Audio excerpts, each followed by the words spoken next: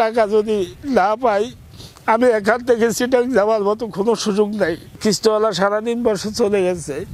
তো এই অবস্থা হলে আমার আত্মহত্যা করা ছাড়ার কোনো রাস্তা নাই। আমি এই বিচারটা চাই।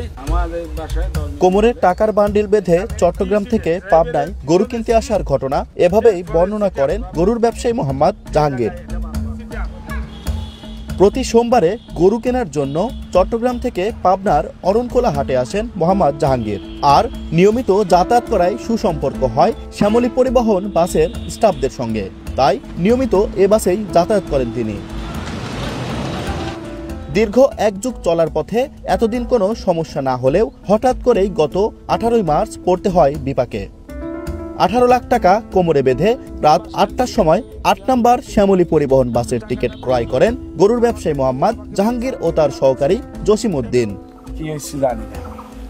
ভুক্তভোগী গরুর ব্যবসায়ীর অভিযোগ, বাসটি পাবনাতে পৌঁছে যাওয়ার কিছুক্ষণ আগে সুপারভাইজার প্রদীপ দুইজনকে 2টি পান খেতে দেন। পান খাবার পর আর কিছুই মনে নেই তাদের অভিযোগ, অচেতন হলে 18 লাখ টাকায় লুট করে নেন বাসের সুপারভাইজার প্রদীপ। সে একজন জেনুইন ব্যাপারী এবং এই যে গাড়ির সুপারভাইজার, এদের সঙ্গে এই অজ্ঞান পার্টির একটা সংযোগ থাকতে পারে। একটা মানুষ যদি রাস্তার পাশে পড়ে থাকে, আমরা মুসলমানের ছেলে হিসেবে দায়িত্ব তাকে হসপিটালে নিয়ে যায়নি, চিকিৎসা দেওয়া এটা উচিত ছিল।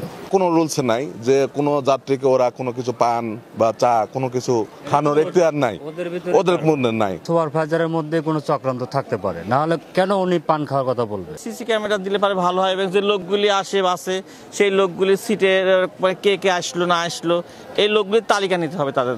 যেহেতু সুপারভাইজার অন্য একটা বাস চেঞ্জ করছে, এটা আমি 100% 90%ই আমি শিওর সুপারভাইজারকে প্রশাসন যদি সুপারভাইজারকে আইনের আয়তায় নিয়ে আসে তাহলে আমার বিষয়টা মানে বের হয়ে আসবে। বাস দেওয়ার কথা ছিল 8 নম্বর বাস, হ্যাঁ, তখন বাস দিচ্ছে 4 নম্বর।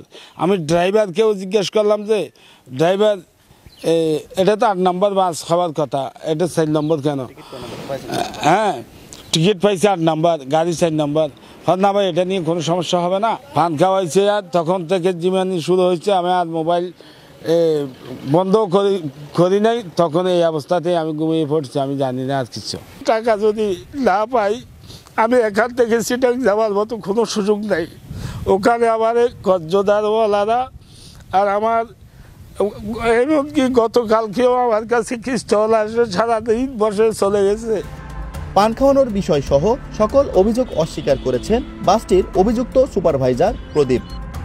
জাহাঙ্গীর পান খাওয়াতে যাবো কেন? উনি আমার যাত্রী, উনি যেখানে নামবে সেখানে উনি নামাইবো, আমার কাজ।